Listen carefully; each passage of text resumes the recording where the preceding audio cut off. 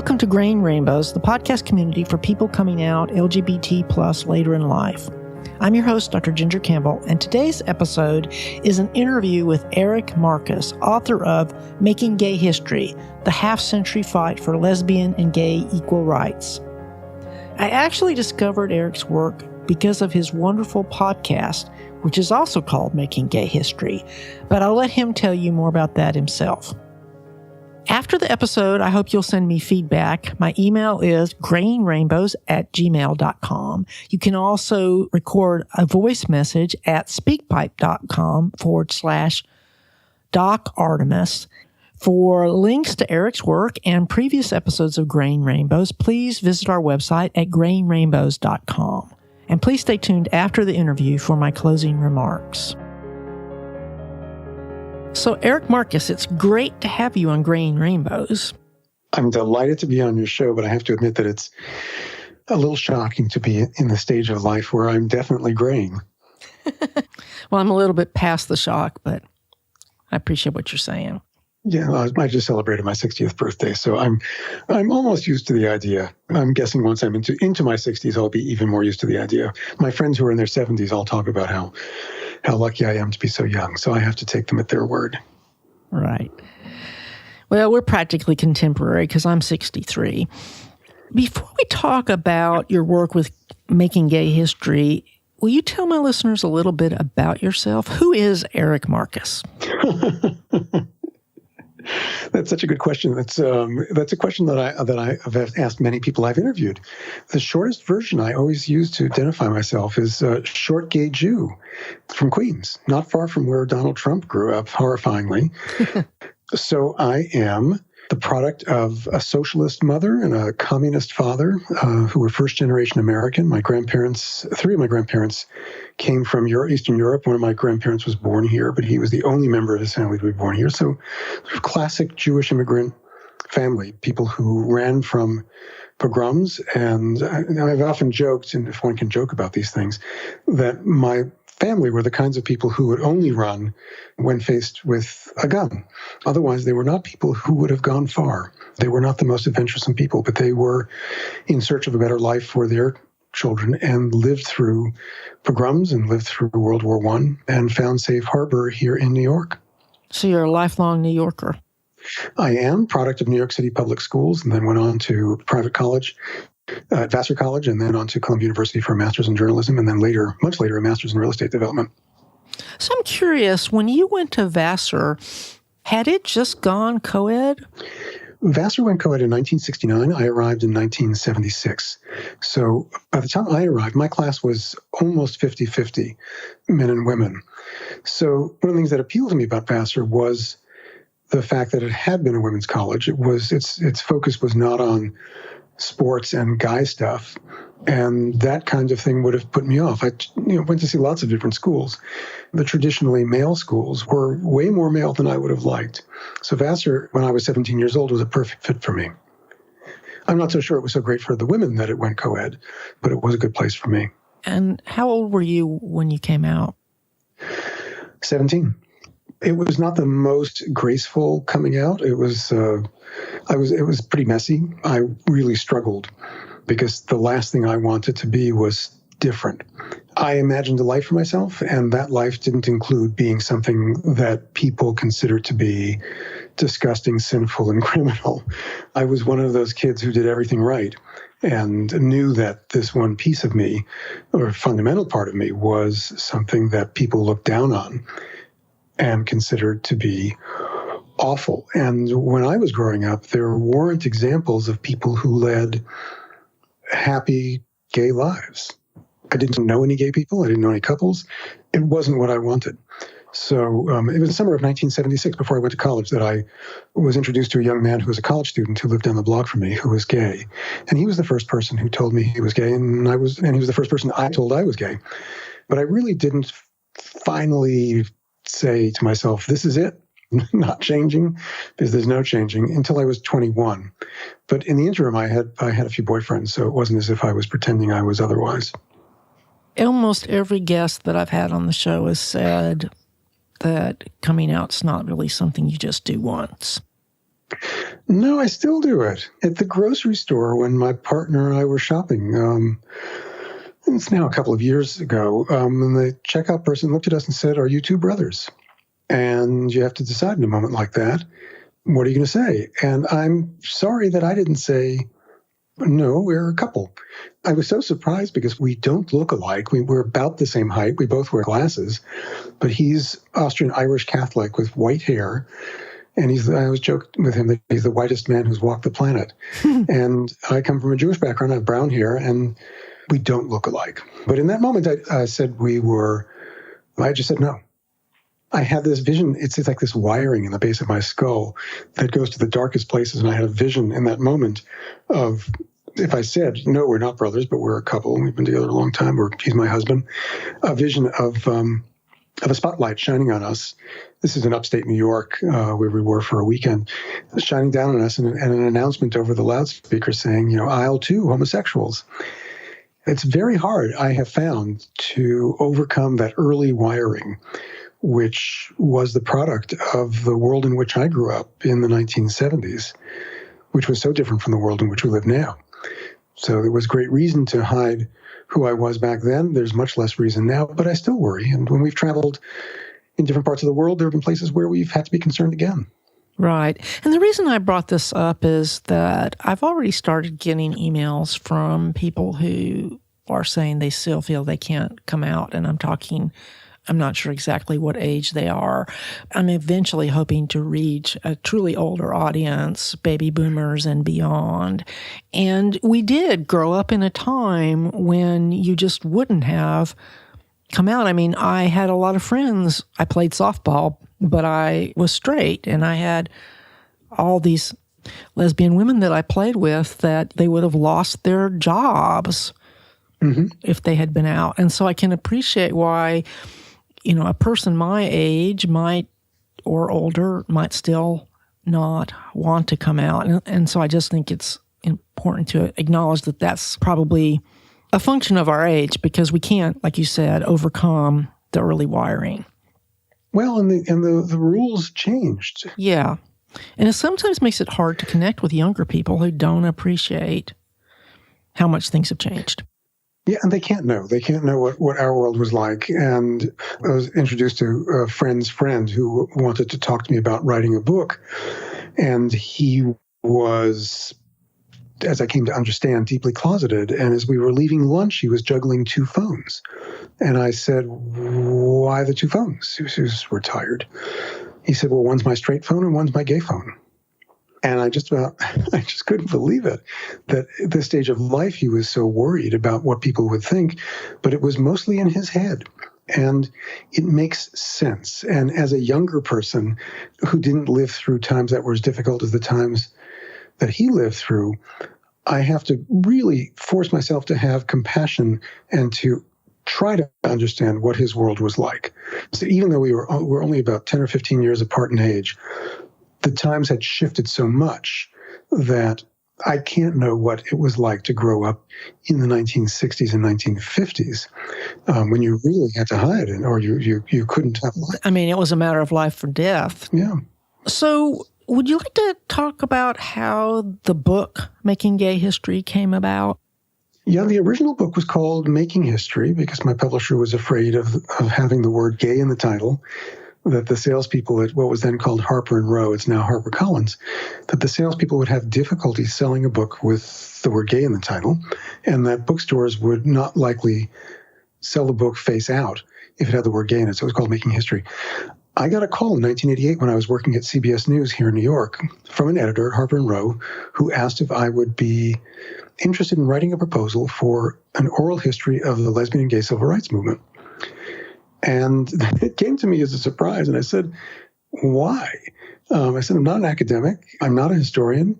Why me?" He said, "Well, I'd read your first book. My first book was called The Male Couples Guide, and I interviewed quite a few male couples for that book, and I used dialogue." And he said, "I liked how you did dialogue, and I'd like a commercial book, one that people will read, very much like a Studs Terkel oral history book." And I was not happy at CBS by that time, and it was clear to me that there were roadblocks, significant dead ends, actually, in my career at CBS, because what I really wanted to do was to be on camera as a national correspondent, and was told after forcing an executive to answer my question, I was told that they would never put an openly gay person on camera for national news. So it was a very appealing option, given that my career at CBS wasn't going to go where I wanted it to go. And so I said yes, and then quickly discovered that I knew even less about the gay rights movement than I thought. I thought it began at Stonewall. And I quickly discovered that it began long before that, at least 19 years before, and that many of the people who were founders of the movement were still alive. And once I tracked them down, I could call them up and make an appointment to interview them. I was very fortunate. And also fortunate that I worked at CBS because I asked my boss, who had created Morning Edition and Weekend Edition at NPR, what his colleagues used for equipment, recording equipment. And he referred me to one of his colleagues, and I bought the same equipment they used at NPR in 1988. I guess thinking that these would be important stories to record, but of course I had no idea that such a thing as podcasts would exist. I do remember thinking that one day a scholar or student would want to research this topic and they'd be able to access my tapes. I never imagined that I would be the one to mine my own archive 30 years after I created it. Yeah, and I think the sound quality is amazing if you consider the circumstances. So was your main goal then to preserve oral history, or it was really not your idea? No, it wasn't my idea. My idea was to do this book. And doing the book meant recording interviews. I'm a little more than slightly OCD. So I created 2 sets of tapes. Every time I did an interview, I created a backup set. I kept them in different locations. And I very carefully cataloged all the material, all of the tapes, so that when it came time to donate the tapes, which I did in 2008 to the New Public Library, with an agreement that they would digitize the collection, I had a stack of trays 6 feet high with all the tapes carefully marked. And with each interview, I wrote field notes. And these were not meant to be notes that were made. Except for the last one. Oh, I know. You're referencing the last episode of season 4 with Martha Shelley. And I had to admit to my listeners that I had not taken field notes. Because people often ask me, how do you remember all the details that you use to set up each interview? And I have a terrible memory. So I wrote down notes after every interview about my impressions, about what the space looked like, the smells and sounds, and what people were wearing. But when I started work on the Martha Shelley episode, I went to my files and looked for the episode notes for Martha, and there was nothing other than my interview questions. So I discussed it with my executive producer, I could have put together a scene based on what Martha was likely wearing. I could certainly look up her house on Google Earth. But we decided I would come clean about it and acknowledge that I did not take episode notes for Martha Shelley's interview. Sorry, Martha. Well, I think your candor is appreciated, even though that information really enriches the podcast greatly. I'm so glad I have that information. And once I started recording the interviews and working on this book, I felt so passionate about it and was so fearful that for some reason I wouldn't get to finish the work, or that a plane would crash or something would happen. And every time I traveled to another place to do interviews, I would make diskettes, I'd copy diskettes from my computer with all the latest information of what I was working on. And I would FedEx them with instructions to my editor, letting him know where I was in the book project, and telling him what would need to be done to finish it in case something happened to me. These stories, oral histories that I was recording, were the stories of people who had important things to say, many of whom would never have had the opportunity otherwise to share their stories, and whose stories would be lost to history if not for these recorded interviews.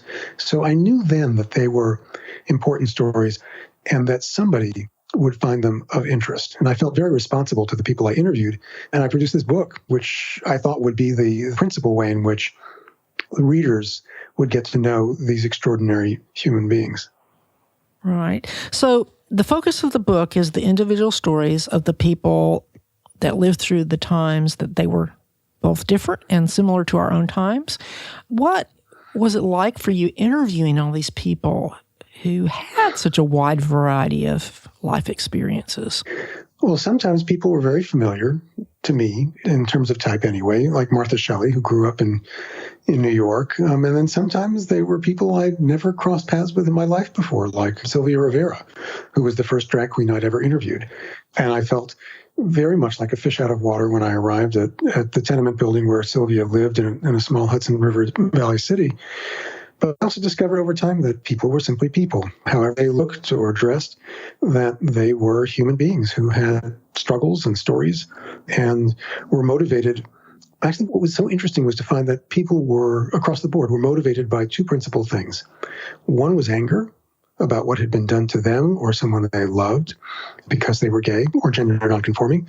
And they were motivated by love, the search for love and wanting to be loved. I think that's what fueled the entire movement was anger and love. They're not polar opposites. They were important ingredients that made for powerful motivation to change the world.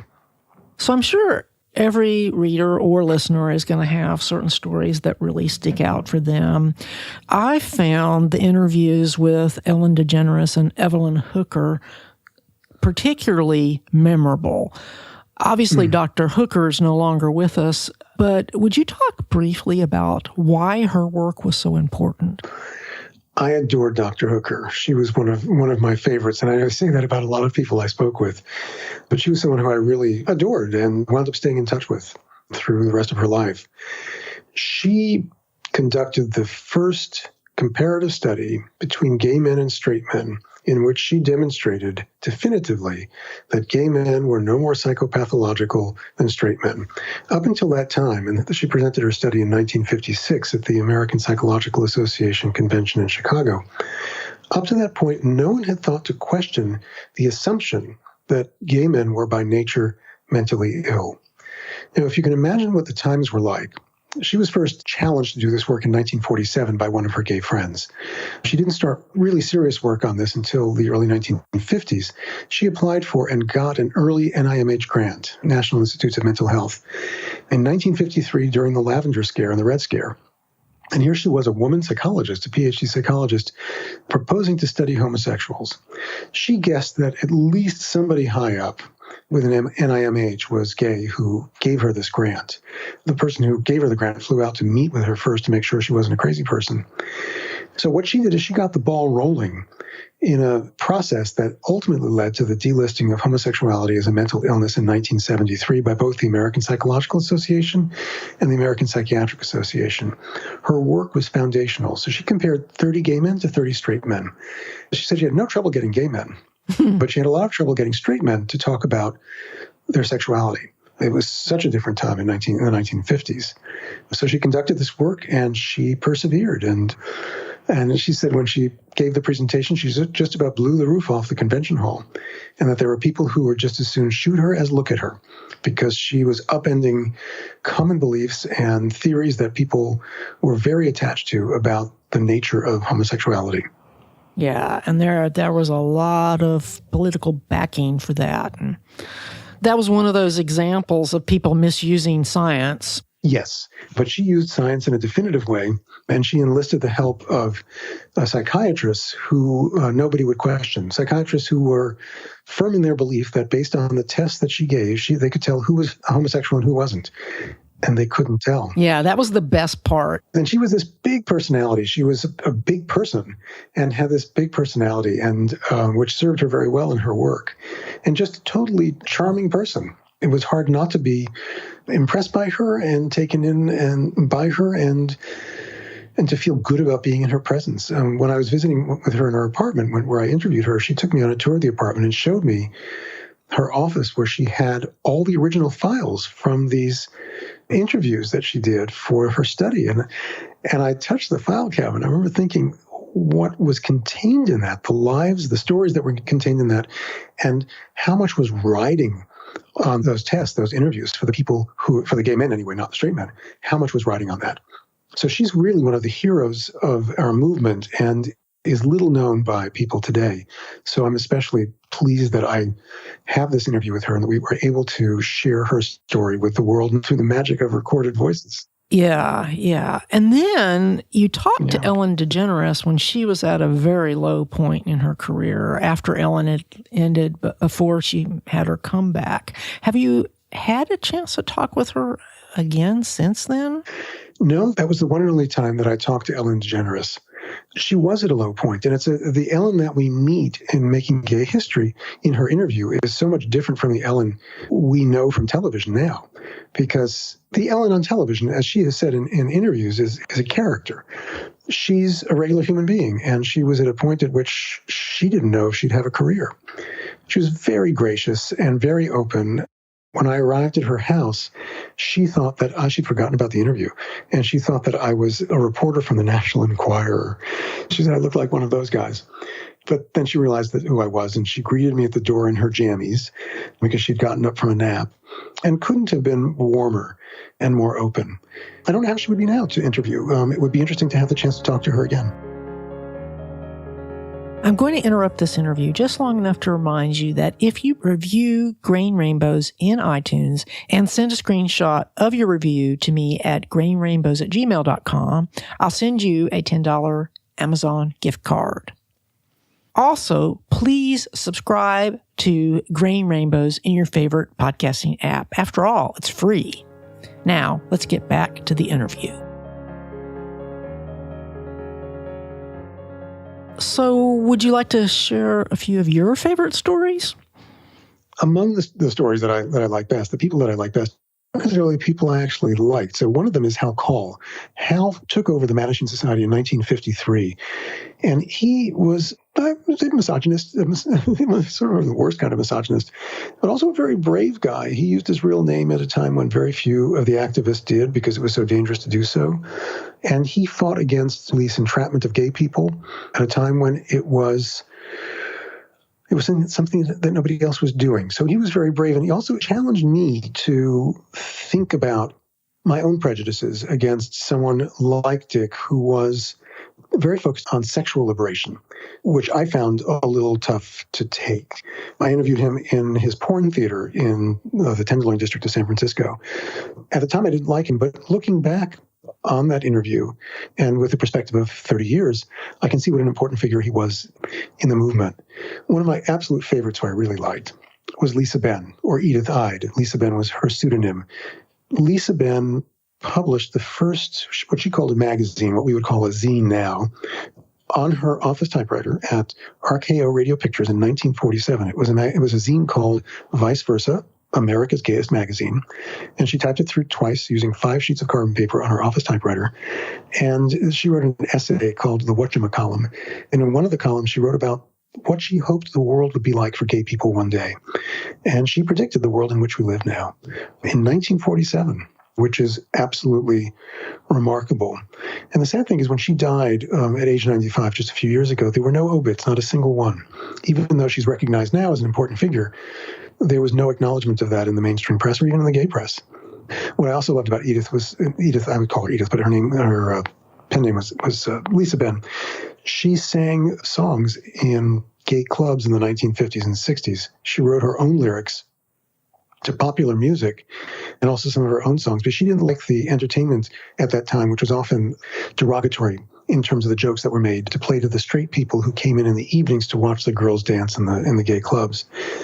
So when I was interviewing Edith and she mentioned that she sang songs, I asked her if she would sing some songs for me. So I had about 45 minutes worth of Edith Ide live playing guitar and singing her music. So we did a special episode called Edith Ide's Gay Gals Mixtape, one of our bonus episodes. And I just love her voice. I love her music. And she was just incredibly brave. I recently had the chance to visit the One Archives at the USC Libraries in Los Angeles. And they have Lisa Benn's guitar case, which is covered in leopard print fabric. There's a famous photograph of her standing in front of curtains on a stage, and they're all leopard print. She's dressed in leopard print, and there was her guitar case. And it was like touching a piece of history. It was very exciting for me. Wow. Anybody else? Yeah, Morty Manford and Jean Manford, they co-founded PFLAG in the early 1970s. Jean was incredible in her work with PFLAG. I went to interview her in Flushing, Queens, where Jean raised her children and where Morty grew up. I really wasn't planning to interview Morty, but Morty he was living at home and he happened to be there when I went to interview Jean, and he joined in the interview. And I discovered that Morty, in his own right, was a significant activist in the 1970s. In the early 1970s, became the president of the Gay Activist Alliance. So I went back and interviewed Morty. And he was this fearless kid. He was 21 years old on September. It was Constitution Day in September of 1971. I think he was 21 years old. And he told the story of going to a protest outside of an auditorium at New York University. And the then Mayor Lindsay, who was contemplating a run for president, was speaking to an audience of about 1,000 people.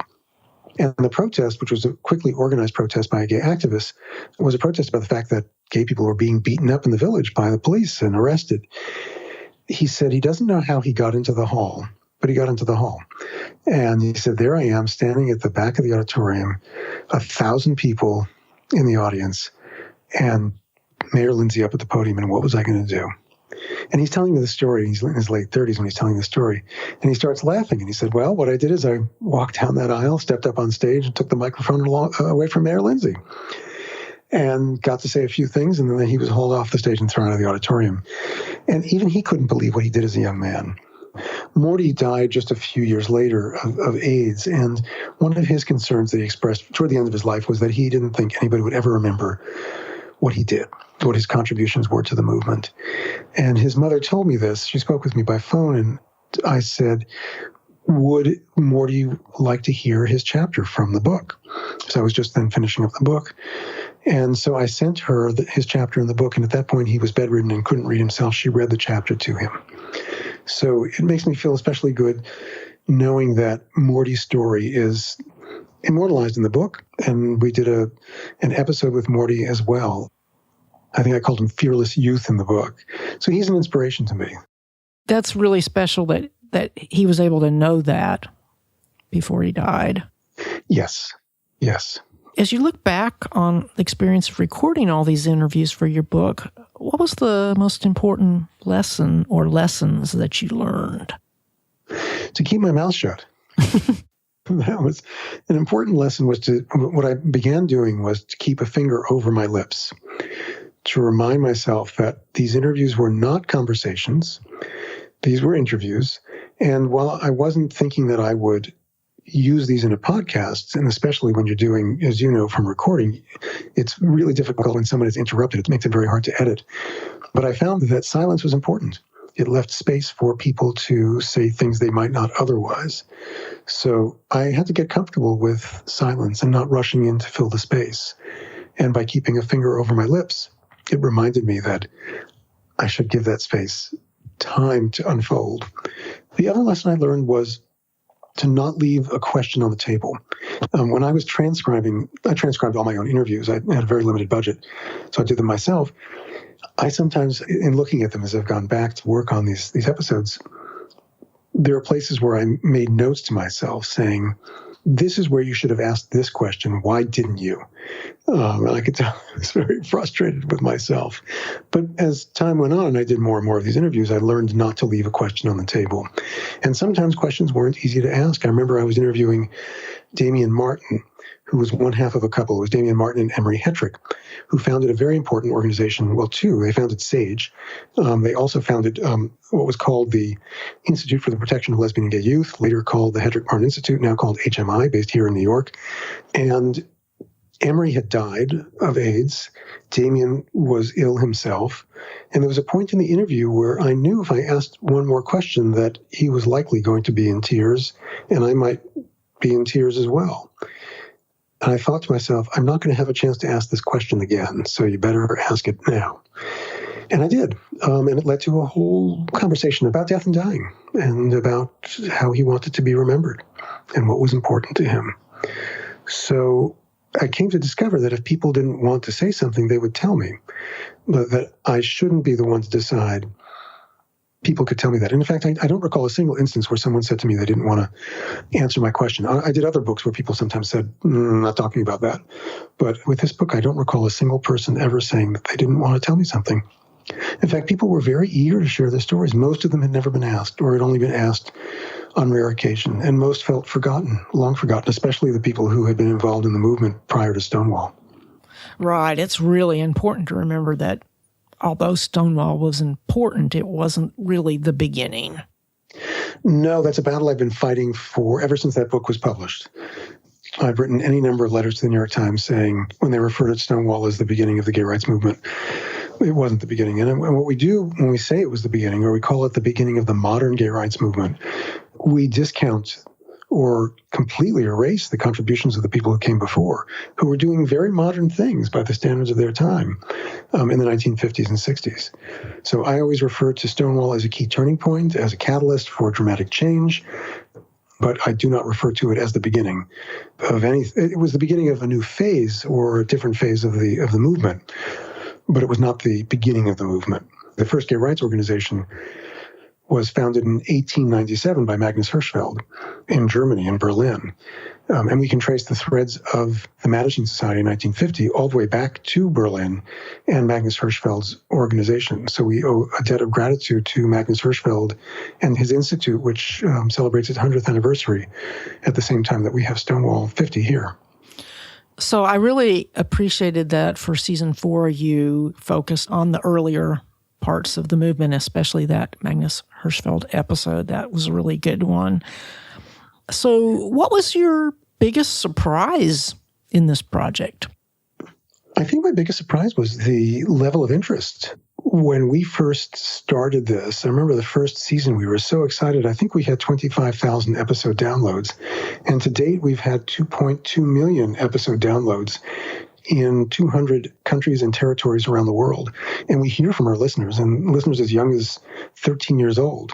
There's a young woman who is 15 who wrote to me from Russia who is translating the transcripts from these episodes and posting them so that her Russian friends can read along as they listen to the episodes if they're not fluent English speakers. So it's the level of interest has surprised me. I'm thrilled and delighted. The number of listeners and also how much I love doing it. I really prefer, after spending most of my life in print writing books, I find this format, audio, to be so satisfying because the voices that we share have so many layers to them in comparison to reading a story on a page. Hearing Sylvia Rivera's voice with her very heavy Bronx accent, or Dr. Evelyn Hooker with smoky voice. Yes, her really smoky voice, and her accent that's sort of mid-Atlantic accent that you don't hear anymore. Or Edith Ides, the tone of her voice in this. She calls herself she says, "I'm a girl and I'm a girl who loves girls." And she was very girlish in her voice, and you don't get that when it's on the page. So I don't know if I would have imagined that I would take to the audio format as much as I have. I feel like a duck to water. It's a perfect match. Would never have guessed. That's funny because before I started podcasting, I always aspired to be a writer, have some unpublished books in my closet. But when I started podcasting, it was like, this is it. Yeah. It's my thing. Yeah, and I don't like writing very much. I hate editing. Oh, I love editing, but I hate writing. We'd be a good match. I find the writing so lonely and so isolating, and it's hard. It's hard work. This is hard work too. It's a different kind of hard work. But I also work with a team. I have a great group of people I work with. My executive producer is brilliant at what she does. And good thing she is, because she has ideas for things that I would never think of. Like how we mapped out this 4th season, starting with Magnus Hirschfeld and taking listeners to the eve of the Stonewall Uprising. And we're working now on figuring out our Stonewall 50 season, which will begin at the end of May. And we're thinking at this point we'll likely do 4 half-hour episodes, sort of an extended audio documentary on Stonewall and the aftermath. So what else would you like to share, Eric? Well, I'm working on another project, which also involves audio, and it involves Holocaust testimonies. And I won't speak too much about it because we haven't announced it yet. That project as well impresses me with the power of personal testimony. I can understand why podcasts have become so popular, that they are a way of sharing information, sharing stories in a very traditional way, since as humans we tell stories. And personal testimony has a way of reaching our hearts in a way that the printed word doesn't necessarily reach, or big stories where we read statistics. But hearing one person, one human voice in our earbuds sharing a story about their experiences, whether it was in the early LGBTQ civil rights movement, or someone who was a liberator of a concentration camp, or someone who was a prisoner in a concentration camp. These stories have the power to move hearts and minds, I think. Mm-hmm. And we need to get those voices before it's too late. I work at the VA hospital taking care of veterans at the end of life, and the World War II veterans are becoming, they're all in their 90s. And, yes. every time we get to take care of one, we consider it a great honor. Yeah, because their stories are then lost once they're gone. And I find that young people are very hungry for these stories because it brings history to life in a way that a textbook does not. I have to admit that I couldn't stand history when I studied history in high school. I was first really introduced to history by a junior high school teacher who sat in front of the class and read from the textbook, literally read for 45 minutes from the textbook, expected us to take notes. On rare occasion, he would mention that he was in the Battle of the Bulge during World War II, but didn't get any details. And that was the only time that I found history interesting. So it's ironic to me that I find myself doing this historical work, and often people refer to me now as a historian. And I think of myself as a citizen historian. I'm not an academic. My major in college was urban studies. I'm an urban history and architectural history nut on the side. Right. Well, I sort of got into, I guess you could say, science journalism by accident, just because of what I decided to make my first podcasts about. But it's the same story. I mean, with science, the way it's taught in school, it turns people off. They think it's just a bunch of facts instead of about curiosity and bigger questions. And when I interview the actual scientists, people go, oh, that's different from what I thought. People are infinitely interesting. And from an early age, and I don't know why, people always felt comfortable talking to me. I remember when I was about 15 years old, my mother had a friend visiting from Canada, and we were sitting at the kitchen table, and she's telling me about her terrible marriage and her divorce and her troubles with her kids. And I'm thinking, I'm just 15 years old. Why are you telling me all of this? But for some reason, people have always been comfortable talking to me, and it's served me well in my work. And I really listen. I'm curious. I want to know. And perhaps that's why people feel comfortable sharing their stories with me and trusting me with their stories. And now I feel an enormous responsibility, given that most of the people I interviewed have since died. I feel an enormous responsibility to share these stories in a respectful way so that the stories won't be forgotten and that they can provide a roadmap for a new generation of activists to pick up the ball and carry it forward. They don't have to invent the wheel. This work has been going on for decades now, and many of the tactics used by the early activists can not only inspire, but also offer a roadmap for how to deal with prejudice and discrimination. And, when I read about the 50s and I think about how people basically, if you were arrested, you were expected to rat out other people. There was no one to go to for help. And we don't want to be in that situation again. And if you're able to get a lawyer, often the lawyers they charge a lot of money, and they were working with the judges and the police in ways that didn't benefit gay people.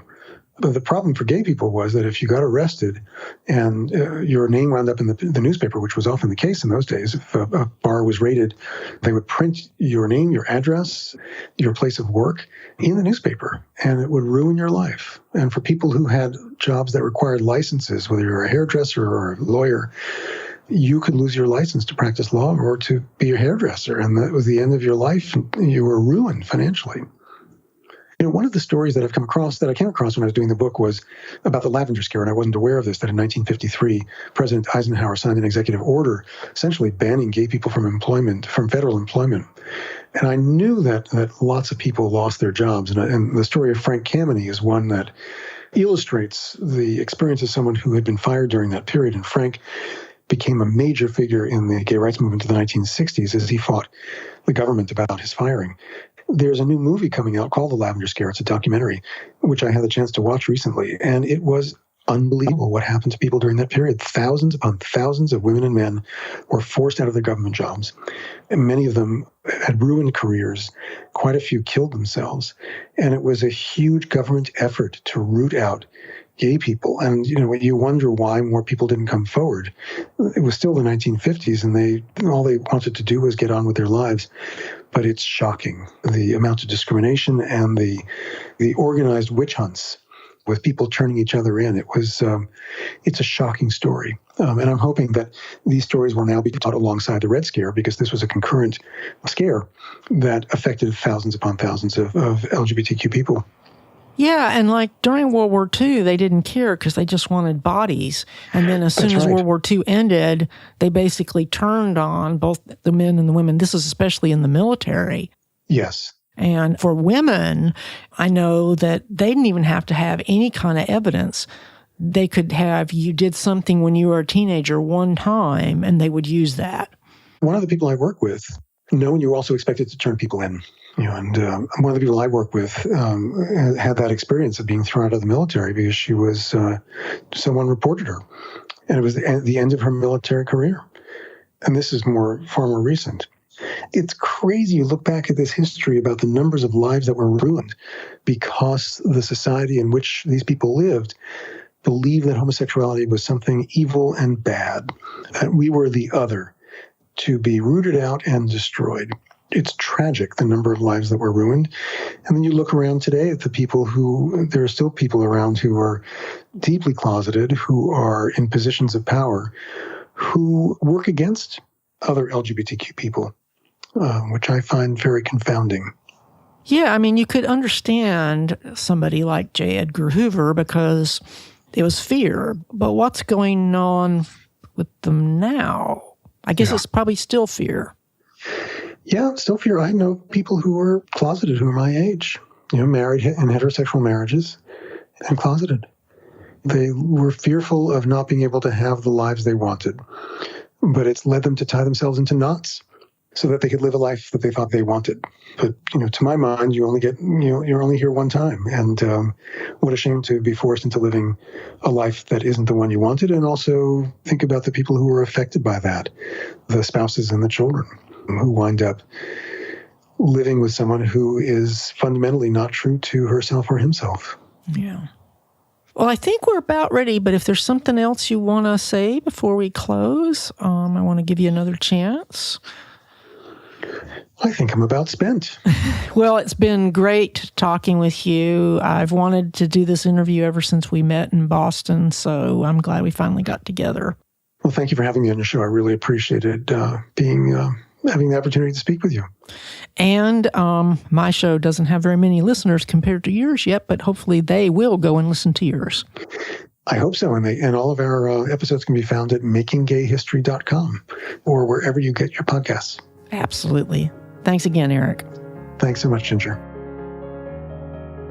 As I told you in my opening remarks, when I first discovered the Making Gay History podcast, I binge listened to all the available episodes, and I suspect you're going to do the same thing. I've created detailed show notes for this episode that include links to every person that Eric mentioned, and I encourage you to visit makinggayhistory.com because his show notes contain lots of extra information, including fascinating historical photographs. You'll find the show notes for every episode of Graying Rainbows at grayingrainbows.com, and you can send me feedback at grayingrainbows@gmail.com. Don't forget to send me your screenshots of your iTunes review so you can get an Amazon gift card. You can also submit voice feedback at speakpipe.com/Doc Artemis. On Twitter, it's GrayingR. And if you want to interact with other listeners, check out the Facebook fan page for Graying Rainbows. And on the Facebook fan page, you'll find a link to our private Facebook group. I'll be back again in 2 weeks, but in the meantime, don't forget to check out my other podcasts, Brain Science and Books and Ideas. Graying Rainbows is copyright Virginia Campbell, MD. You can copy this show to share it with others, but for any other uses or derivatives, please contact me at grayingrainbows@gmail.com.